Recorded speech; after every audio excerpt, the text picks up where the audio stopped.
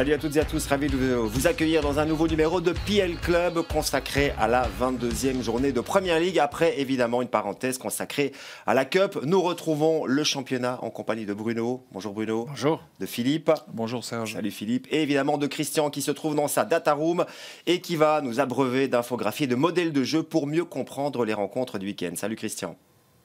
Salut les messieurs. Avant de commencer, avant de parler de cette 22e journée, on va évidemment revenir sur un mercato qui a été complètement fou en Angleterre. Alors le championnat anglais pour nous, ça représente la tradition, la culture. On a l'impression là qu'on est tombé dans une autre dimension. Je ne sais pas quel qualificatif utiliser. Folie, des mesures, des régulations. Quelques chiffres, 800 millions d'euros dépensés rien que dans le mercato du mois de janvier, dont 330 millions pour Chelsea. Alors Chelsea, à lui tout seul, a dépensé plus que tous les clubs de France, d'Espagne, d'Italie et d'Allemagne réunis. Incroyable. Le mot des mesures résume absolument tout. C'est absolument incroyable. Et pour quel type de résultat aujourd'hui ? On verra demain. Mais est-ce que ça justifie ça ? Pas oublier que sur les dernières saisons, on a des clubs qui ont dépensé des milliards aussi, bien sûr, et qui se retrouvent au sommet de la compétition aujourd'hui en Angleterre. Mais je pense qu'on est dans des chiffres qui sont ahurissants. On a l'impression que ce qui compte, c'est pas qu'on dépense de l'argent, c'est que l'argent circule. Oui, effectivement. Donc à ce moment-là... Et sort surtout du championnat anglais. Voilà, et donc c'est un peu suspect, en fait, de voir tout cet argent circuler en permanence. Surtout qu'à l'époque du Covid, déjà après le Brexit, puis il y a eu le Covid, il y a des clubs qui ont emprunté des centaines de millions d'euros. On se disait, ça va peut-être un petit peu calmer tout le monde. Non, c'est encore pire finalement qu'avant le Covid.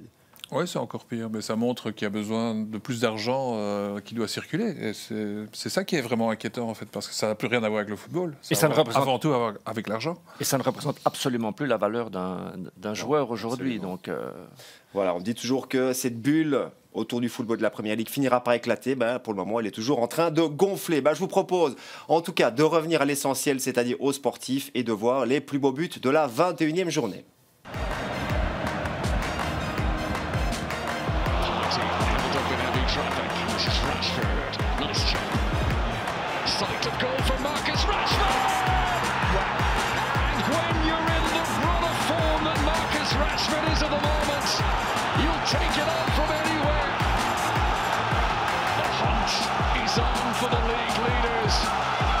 A scent of blood that has been pounced upon by Manchester United.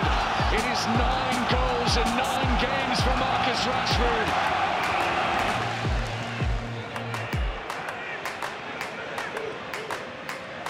Mitoma. Danger here for Leicester. Mitoma!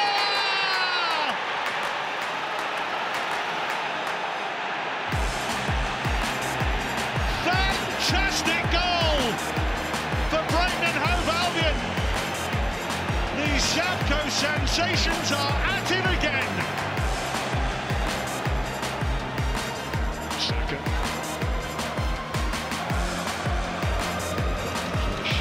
Eriksen. What a goal from Bukayo Saka. He has now found the net against Manchester United in 3 meetings in a row. He simply loves playing against this opponent. But that finish is from the very top. Un top but alimenté par des tireurs d'élite. Mais quelle belle victoire d'Arsenal face à Manchester United. Il faut commencer à prendre Arsenal au sérieux dans la course au titre parce que là, ils ont marqué un grand coup. Je pense que tout le monde les prend au sérieux aujourd'hui. Mais avec des buts comme ça, vous allez au bout. Ouais. Surtout dans un match de très bonne qualité, avec un adversaire de qualité qui est peut-être un peu faible encore, on va dire, entre guillemets, d'un point de vue offensif. Arsenal a prouvé qu'ils étaient meilleurs et donc qu'ils sont vraiment candidats au titre, je pense. Les premières défaites pour Manchester United depuis la reprise. Arsenal qui se déplacera à Everton samedi. Ce sera sur le coup de 13h30. On va faire le bilan de cette 21e journée en compagnie de Christian. Oui, le bilan, c'est une progression de la part de ces deux ténors des classements individuels. Ils sont toujours en tête et ils ont encore plus d'avance maintenant puisqu'il y a 25 buts marqués pour Haaland et il y en a 11 passes décisives pour De Bruyne. On est toujours en dessous des 50% maintenant de victoires à domicile. Voilà. On reparlera de Manchester City avec un Haaland qui a retrouvé quand même le chemin des filets lors de la dernière journée de championnat. La première rencontre dont on va vous parler, c'est celle de vendredi soir 21h. Un derby londonien, même le derby de l'ouest de Londres entre Fulham et Chelsea. C'est plutôt du côté de Chelsea que ça va se passer. On en parle après ceci. Chelsea, actuellement 10e du classement avec 29 points, reçoit une équipe de Fulham qui est mieux classée 7e avec 31 points, donc 2 points de plus pour les Cottagers. On a du mal à y croire à ce classement, mais Chelsea est toujours calé à cette 10e place. Chelsea qui avait été battu à l'aller par Fulham 2-1. Donc c'est incroyable ce qui se passe du côté de Fulham. Fulham, c'est une équipe qui joue mieux, qui est mieux structurée, qui fonctionne.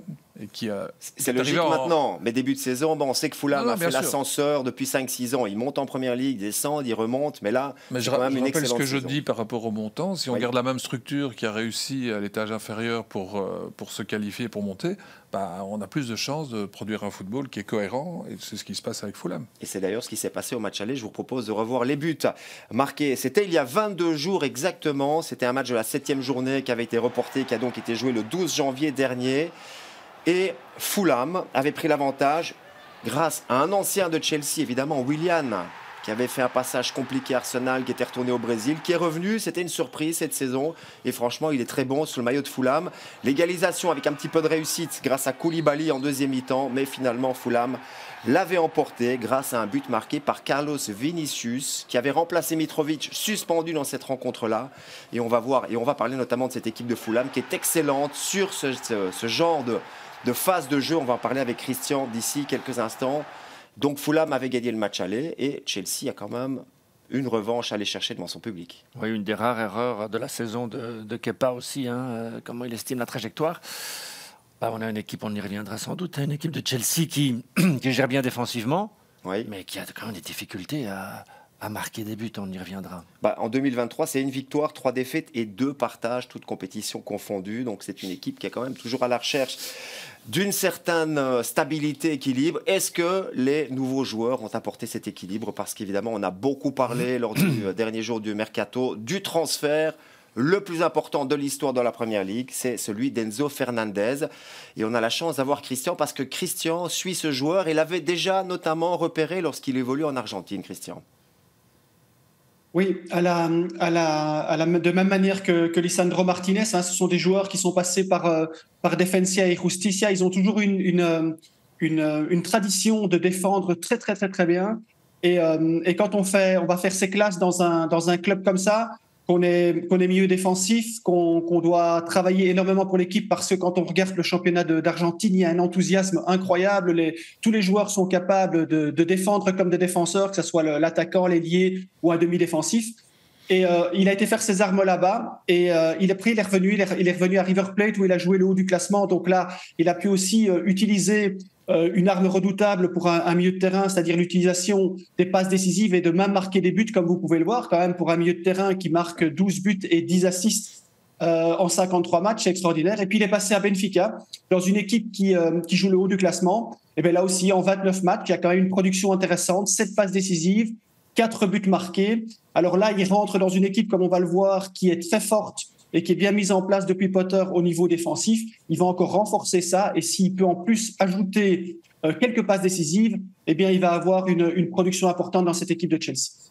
Bon, on est d'accord, c'est des statistiques intéressantes, mais qui ne valent pas 120 millions d'euros. Mais il y a eu la Coupe du Monde. Et là, on peut dire que son prix a sans doute doublé. Oui, il est champion du monde, il a 21 ans, oui. Mais on est dans des chiffres vraiment astronomiques. Oui, mais enfin, le but aussi, je crois, du côté de Chelsea, c'est de rajeunir les cadres. Parce qu'une des choses qu'on a vues dans cette première partie de saison, c'est qu'il y avait une usure. Alors, ce sont tous des joueurs talentueux qu'on connaît, mais il fallait rajeunir tout ça, donner un nouvel élan à cette équipe. Et c'est le choix, puisque sur les 8 joueurs, je pense qu'ils ont tous 23 ans, c'est le maximum. Oui, et ils ont signé des contrats de 7-8 ans pour évidemment contourner le fair play financier. Mais on verra si c'est un autre débat. Vraiment. Mais ce qui me frappe quand même, vous avez cette équipe de Chelsea, c'est 22 buts marqués. On en a souvent parlé de la problématique des attaquants, comment s'imposer en tant qu'attaquant de Chelsea. 22 buts marqués pour une équipe comme Chelsea qui a déjà battu tous les records de transfert. La lanterne rouge, Southampton, c'est 17 buts marqués. Il y a quelque chose qui ne va pas dans ce monde-là. On rappelle qu'il y a eu le changement, Potter est arrivé au mois de septembre. C'est plutôt un entraîneur pragmatique, Potter, et là il se retrouve avec des stars, parce que quand on est acheté pour 120 millions, on devient une star forcément. Il va falloir aussi gérer toutes ces nouvelles individualités dans un collectif, et on va le voir avec Christian. Chelsea, cette saison, c'est très compliqué lorsque les Blues affrontent une équipe qui est mieux classée. Il y en a beaucoup, évidemment, puisque Chelsea est 10e. Oui, les 9 équipes qui les précèdent, ils ont tous eu un résultat positif contre Chelsea. Chelsea n'a pas gagné un match contre le top 9. Je ne sais pas si on se rend compte de la portée de cette infographie. Il n'y a pas de vert dans un classement qui devrait être dominé par des équipes comme Chelsea et comme d'autres. Et là, ils se retrouvent à la 10e place, mais ce n'est pas étonnant quand on ne sait pas quand on ne bat pas aucune des équipes qui est devant eux au classement. Et on parle d'une équipe qui était quand même sur le toit de l'Europe en 2021, donc il y a 1 an et demi. Après, il y a eu tellement de changements, le départ d'Abramovich, l'arrivée de Todd Boehly, mais quand même, on est assez surpris de voir de tels résultats. Vous vous souvenez, sur le toit de l'Europe, la même saison, ils étaient en enfer aussi. Le changement d'entraîneur a créé ça. Maintenant, pour Potter, on reconstruit d'abord une équipe sur des bases défensives, donc il faut lui laisser ce temps-là. Maintenant, il est urgent pour les supporters, pour le classement, pour le suspense aussi qu'il marque des buts. Et puis le propriétaire américain qui vient avec son staff a déclaré moi je suis arrivé dans un championnat où on a 10 ans de retard du point de vue des data, on a 10 ans de retard au niveau de la gestion et des investissements. On verra ce que ça donnera. Parce que mais il a pris 10 ans d'avance en matière d'argent dépensé. Non, bien sûr, parce que c'est facile de dire ça, mais il débarque, il ne connaît rien. On se souvient de l'histoire de 12 joueurs sur une composition d'équipe quand même. Ouais. Donc il y a quand même un petit problème à ce niveau-là. Et s'il n'y a pas de résultat à la fin de la saison, il va dire quoi ? J'ai dépensé 300 millions, plus, puisqu'il faut compter aussi ceux qui sont arrivés en été. C'est x2, c'est plus ou moins 600 millions. Qui n'ont rien produit, oui, c'est ça, 600 millions, qui n'ont rien produit, qui sont soit blessés, soit qui ne jouent pas parce qu'ils ne sont pas en forme. Mais si vous finissez 10e, vous justiciez comment auprès des investisseurs ? Parce qu'en fait, ils ont derrière eux des investisseurs à qui il faut rendre de l'argent. Enfin, elles doivent produire de l'argent. Et on passe même sur le folklore Ziyech. Non, bien sûr. Je veux dire, on est dans du folklore total là. Effectivement. Bon, on va quand même essayer de trouver du positif dans cette équipe de Chelsea avec Christian. Et là, effectivement, on peut constater que la mise en place défensive est plutôt intéressante. En tout cas, c'est réalisé par Graham Potter. Il n'y a rien d'étonnant. Dans tous les entraîneurs qu'on a vus débarquer dans les clubs, la première chose qu'ils font, c'est essayer de remettre de l'ordre au niveau défensif.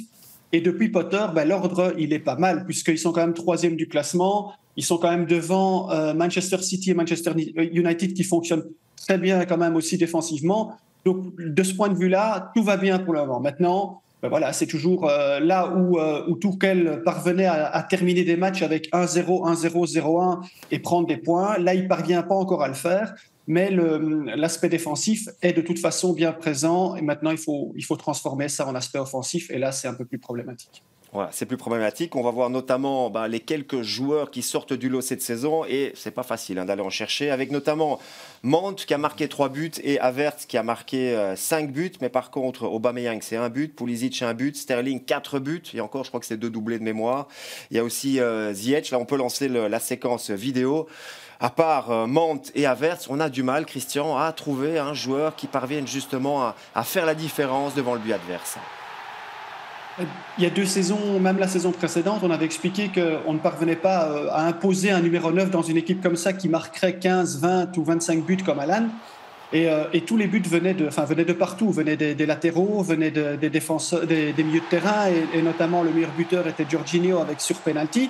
Et donc là, aujourd'hui, maintenant, on se retrouve dans une situation tout à fait inverse où tout se repose sur 2 joueurs. En tout cas, depuis l'arrivée de Potter, c'est Mount et c'est Havertz. Mais ça reste malgré tout très limité puisqu'il n'y a que 12 buts seulement depuis qu'il est arrivé, 6 sur jeu dominant passé. Et là où c'est un peu inquiétant, c'est qu'une équipe qui était une équipe percutante, bien en place défensivement, ne parvient pas à marquer sur le jeu rapide. Vous pouvez le voir, jeu dominant rapide, c'est 1 but, et le jeu direct, 1 but. Seulement 2 buts pour surprendre l'adversaire dans un jeu rapide et en vitesse. Là, c'est très inquiétant. Alors maintenant, la transition de ce défensif vers le offensif doit encore se faire, mais je pense que s'ils veulent surprendre, surtout des équipes qui sont mieux classées qu'elles, ils doivent surprendre absolument sur ce jeu rapide et il faut voir une progression importante.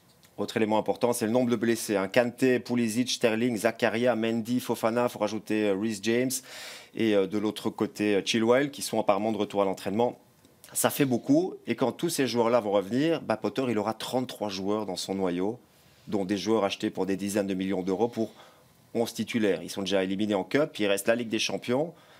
Et il reste le championnat où ils vont devoir essayer de remonter parce qu'ils doivent quand même se qualifier pour une Coupe d'Europe. Ça va être très difficile à gérer. Imaginez qu'ils gagnent la Ligue des Champions, qu'ils refassent le coup, ce serait incroyable. Mais c'est une équipe qui manque de liant. On peut avoir les meilleurs ingrédients et à un moment donné, il faut que la sauce prenne. Et un chiffre qui symbolise ça aussi, c'est 3 victoires sur 11 matchs joués en déplacement. Là, il y a vraiment quelque chose qui, au niveau du groupe Chelsea, ne fonctionne pas. Parce qu'en déplacement, vous souffrez parfois un peu plus, évidemment. 3 victoires sur 11 déplacements. C'est calamiteux comme stat, en fait. Ouais, et c'est donc à domicile, au Bridge, qu'ils vont devoir prendre des points, à commencer par cette équipe de Fulham. Là, on peut dire que le collectif fonctionne. Il y a moins d'individualité. Il y a des très bons joueurs, mais moins d'individualité. Le collectif est bon.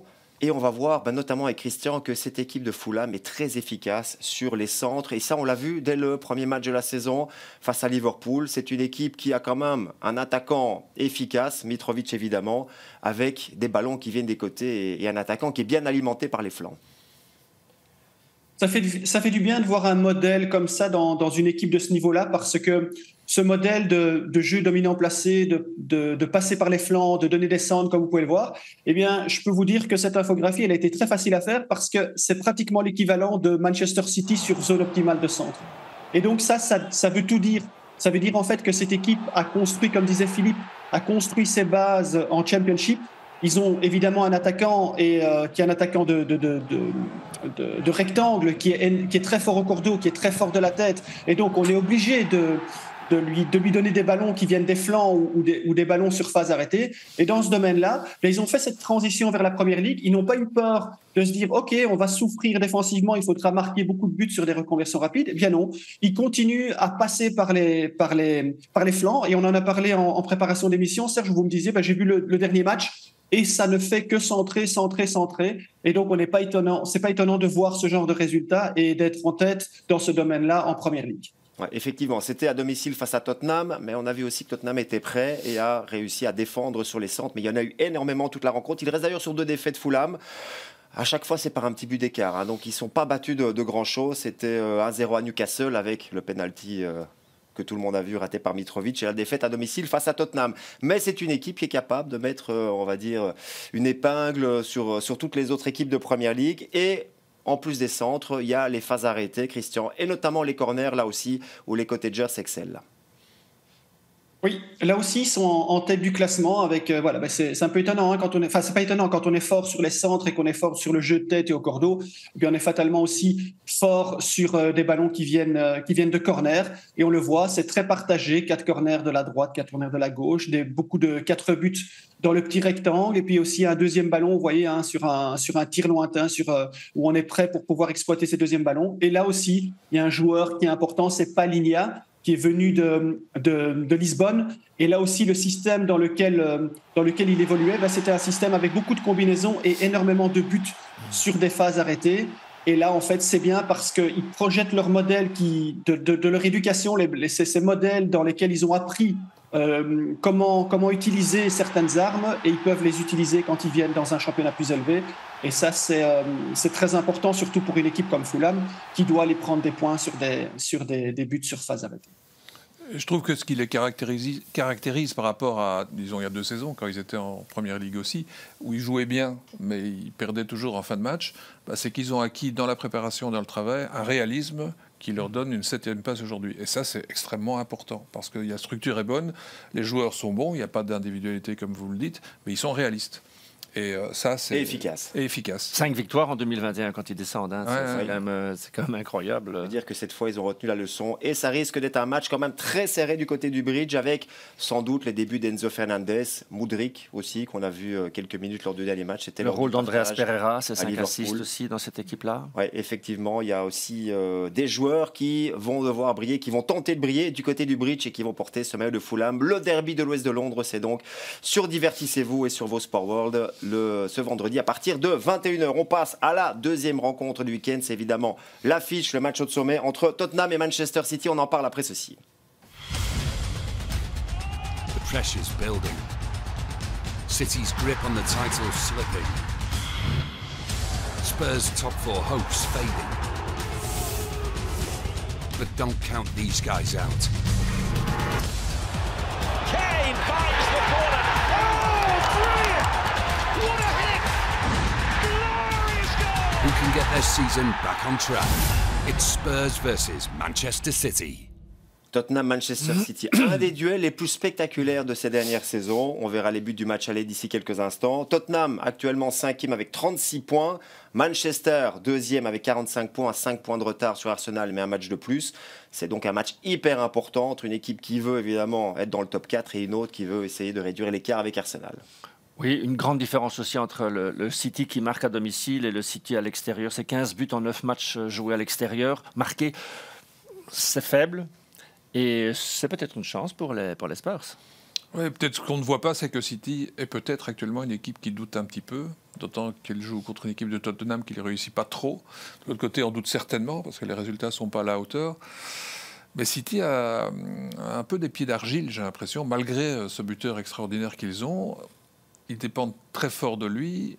S'il ne marque pas, ça devient beaucoup plus compliqué. Est-ce vrai qu'il y ait des problèmes en coulisses du côté de City? Le départ de Joao Cancelo doit quand même nous indiquer que ça ne se passait pas super bien entre certains joueurs et Guardiola. Sinon, il ne serait pas parti. C'était un joueur tellement important il n'y a pas si longtemps et au début de saison, tout simplement. Parce que Guardiola a signé, donc c'est les joueurs qui vont devoir partir. Hein. Ouais. Ceux qui ne sont plus dans la ligne, c'est eux qui partiront. Allez, on revoit les buts du match aller. C'était au mois de janvier également. Manchester City-Tottenham, un match hyper spectaculaire. Avec une équipe de City, les pieds d'argile, c'était plutôt les pieds d'argile du gardien Ederson dans la première mi-temps. Parce que regardez, on est en fin de première période et Tottenham profite des erreurs adverses avec ici Kulusevski. On peut peut-être laisser Christian aussi commenter ces rencontres parce qu'il y a eu, commenter ces buts, il y a eu beaucoup de circonstances favorables, Christian. Oui, 6 buts, il y a eu 5 buts sur circonstances favorables, avec des erreurs provoquées comme on l'a vu sur la mauvaise sortie de balle d'Ederson. Mais là aussi, vous voyez, c'était des deuxièmes ballons, c'est des duels joués, c'est un troisième ballon ici, c'est des reprises.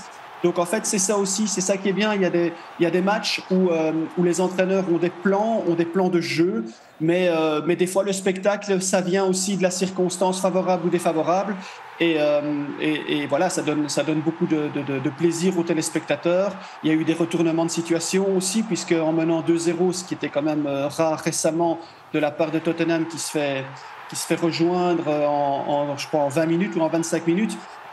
Voilà, il y a des matchs comme ça, on peut faire la tactique, on peut travailler, mais au bout du compte, voilà, il y a cette erreur du défenseur central. C'est un mauvais contrôle, c'est une pression qui vient dans le dos, donc voilà, c'est certains ingrédients en tout cas pour le spectacle. Un match renversant en tout cas pour Manchester City, on l'a vu, c'est un petit peu les pieds d'argile et puis la puissance avec un excellent Mahrez aussi qui revient très fort dans cette équipe. Écoutez, on va surtout aussi parler de Tottenham, parce que Tottenham, cette saison, c'est une équipe qui est à la traîne face au top 4, Christian. Ah, tout à fait, parce que ne pas prendre un point en 5 matchs contre les équipes du top 4, ça c'est dramatique. Alors peut-être que ça donne raison à Conte, peut-être que c'est aussi ce qui est recherché, c'est-à-dire de pouvoir aussi à un certain moment pouvoir se plaindre pour avoir encore plus de moyens et pour pouvoir encore plus dépenser. Mais regardez cette infographie, c'est pas normal. C'est combien? C'est 2, 4, c'est 8. 8 et 5, c'est 13 buts encaissés en 5 matchs contre le top 4. Donc on ne sait pas, avec des résultats comme ça, on ne sait rien revendiquer.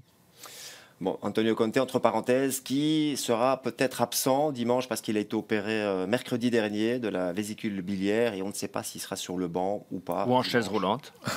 Peut-être pas sur le banc. Alors il faut se rappeler aussi, c'était avant la Coupe du Monde, je pense qu'il avait déclaré sur les résultats de Tottenham en disant que l'année dernière, où ils finissent en Ligue des Champions, c'était un miracle.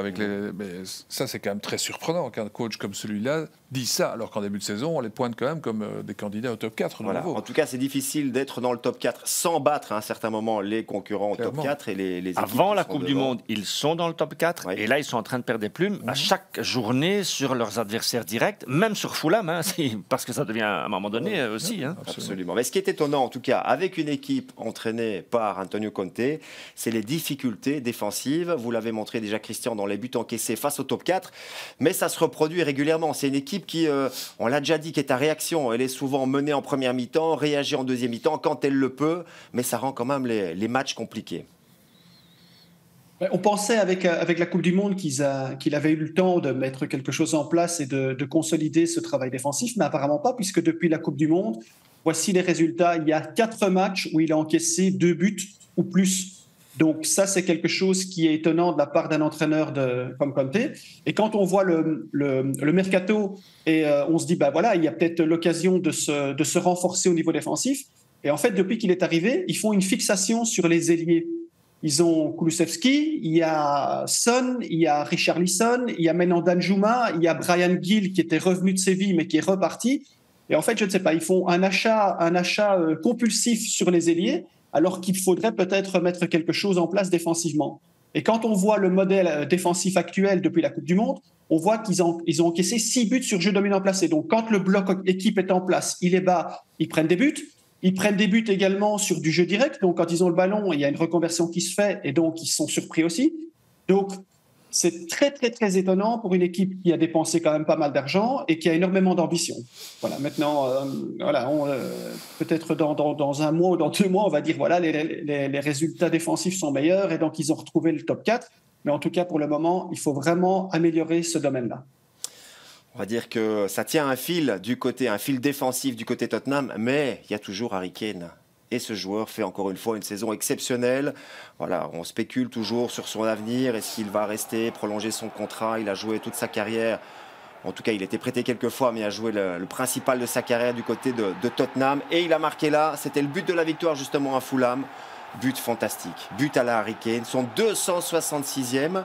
Il n'a pas joué en Cup face à Preston parce que je pense qu'on l'a mis de côté pour qu'il puisse aller marquer le 267e, qui serait le record historique détenu par Jimmy... Enfin non, il a égalé le record de Jimmy Greaves avec 266. C'est le bon moment, évidemment, jouer face à City pour marquer le 267e. Et face à un attaquant qui a un peu pris sa place à City, puisqu'à un moment, il devait y aller. Enfin, ça ne s'est pas fait. Maintenant que Haaland est là, ils ont il y a un peu de chance qu'on le recrute, donc ce serait symboliquement important pour lui de le faire, c'est clair. Est-ce qu'on n'a pas là l'attaquant le plus technique avec Lewandowski aujourd'hui sur la planète foot? Ouais. Absolument. Celui qui a l'instinct. Haaland, c'est un autre style. Hein. C'est plus en imposant son physique. Il y a aussi de l'avoir dans son équipe. Si on pouvait avoir tout le monde. Effectivement. Bon, cette équipe de Manchester City, Christian, on avait remarqué au retour de la Coupe du Monde que la moyenne de buts avait un petit peu baissé. Mais là, on peut dire qu'elle est remontée sur les derniers résultats. En effet, on était redescendu à 1,5 buts par match sur les 8 derniers matchs. Et puis voilà, depuis 3 matchs maintenant, ils ont repris un peu du poil de la bête et voilà, ils reviennent de nouveau à un tout petit peu en dessous de 3 buts de moyenne par match. Voilà, c'est la moyenne à laquelle on était habitué avec Manchester City. Mais voilà, comme disait Philippe là tout à l'heure, hein, c'est quand même fort conditionné à la performance de Haaland. Donc voilà, on va voir cette dernière partie de saison et on va voir s'ils vont pouvoir garder ce rythme. Un Erling Haaland voilà, qui a quand même trouvé 3 fois le chemin défilé face à Wolverhampton lors du dernier match de championnat, ce qui porte son total à 25. Il est quand même toujours en route pour exploser le record de buts marqués en une saison dans la Première Ligue, en tout cas avec la Première Ligue à 20 clubs. Voilà, Erling Haaland face à Harry Kane, rien que pour ça, on a envie d'être présent et assister à ce match. C'est sûrement un duel de buteurs et on peut espérer que ce soit un festival de buts. Je ne suis pas certain que Tottenham va venir avec l'intention de laisser les portes ouvertes quand même pour Erling Haaland. Un excellent Mahrez, on l'a dit depuis quelques rencontres. De Bruyne qui a retrouvé la connexion avec Haaland aussi. Ce sera évidemment essentiel pour que City puisse justement continuer à titiller Arsenal dans la course au titre. On avait parlé des zones favorites. On a l'impression que Wolverhampton, ils n'ont pas fait leur devoir avant, parce que le premier but, c'est exactement ça. La zone optimale de centre. Exactement. Grande spécialité de Manchester City que Christian nous a déjà expliqué à de nombreuses reprises. Et puis Loris devra faire un grand match. Et puis voilà, c'est difficile pour un joueur comme lui de ne pas marquer un triplé quand on vous donne autant de cadeaux. Quand même. Oui, effectivement. Étonnant pour une équipe de Wolverhampton qui allait mieux. Qui défend bien en général. Oui, avec Lopetegui et qui doit évidemment prendre des points pour se sauver. Ce n'était pas le cas du côté de Manchester City. Un petit mot quand même, Guardiola, Il a joué 4 fois au Tottenham Hotspur Stadium, donc le nouveau stade. Il a perdu 4 fois. Je vous l'ai dit, les matchs entre Tottenham et City... passé, c'était 2-1 aussi, hein, où ils dominent le match et puis ils sont battus 2-1. Tottenham a réussi le doublé la saison dernière face à City. Ils ont perdu le match aller, mais voilà, il y a quand même encore une belle en tout cas, possibilité. sur les saisons de Guardiola du côté de City, si vous voulez avoir la moindre petite chance, il faut tout remonter la défense de Manchester City. Tottenham a les moyens de ça. Oui, effectivement, avec Alan, avec un Son, qui a marqué en Cup, dont on attend toujours plus cette saison, Kulusevski, et les nouveaux joueurs arrivés aussi. Il y a Richarlison qui revient un petit peu dans le rythme après une blessure. Donc on est vraiment impatient de suivre cette rencontre entre Tottenham et Manchester City. Attention, c'est dimanche à 17h30. Justement, le programme de la 22e journée, le voici, le voilà, ça commence donc vendredi, 20h55, Chelsea-Fulham. Ensuite, samedi, c'est avec Bruno, il me semble. Everton-Arsenal, ça c'est une magnifique affiche. Everton doit aller chercher quelque chose. Et on sait tous aujourd'hui qu'Arsenal joue le titre. Avec un nouveau manager, c'est Sean Dyche. Pour sa première. Pour sa première à domicile, ça risque d'être quand même chaud cette rencontre. Goals of the Day, c'est avec vous Philippe. Oui, c'est Manchester United face à Crystal Palace avec peut-être Sambi Lokonga qui pourrait être titulaire pour la première fois. Prêté par Arsenal à Palace. Donc ça c'est un match intéressant aussi. Qui veut le top 4 ? Les Magpies. Newcastle, ça c'est sûr. Et qui veut le maintien ? West Ham. Ça c'est certain aussi. Newcastle avec la meilleure défense, pas seulement d'Angleterre, d'Europe. Dimanche, encore deux rencontres. Nottingham Forest Leeds, Tottenham Manchester City, on en a parlé. Et puis encore un de ces matchs, on va dire d'alignement, parce qu'il y a peu d'équipes qui ont le même nombre de matchs. 21 matchs pour certains, 20, 19. Il faudra encore régulariser tout ça. Manchester United Leeds, c'est un des gros duels, en tout cas de l'histoire du football anglais, tout simplement. Rendez-vous est pris pour mercredi. Voilà pour ce PL Club. N'oubliez pas de nous suivre sur les réseaux sociaux, avec notamment Facebook et Instagram. Merci messieurs. Vivre avec son temps. Vivre avec son temps, bien sûr. Et vivre avec la Première Ligue aussi. La Première Ligue ce week-end. Merci Bruno. Et avec le sourire aussi. Et avec le sourire, toujours. Ça, c'est la condition sine qua non. Merci Philippe. Merci également à Christian. On vous retrouve jeudi prochain pour un nouveau numéro de PL Club. D'ici là, passez un excellent week-end de Première Ligue sur Divertissez-vous et sur Vous Sport World. À très bientôt. Bye bye.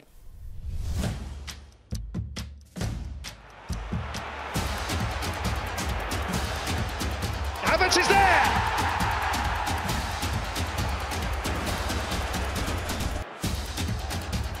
That's a super goal! Brilliantly finished. Oh, that's picture book. Oh, magnificent! Terrific goal. But then he is in the habit.